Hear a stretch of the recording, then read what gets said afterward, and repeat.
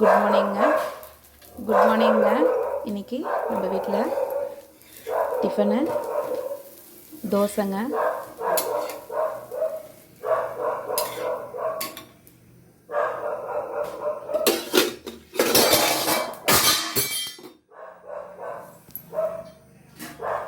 காலையில் மதியத்துக்கு லஞ்சு வந்து அவரைக்காய் பொரியலுங்க.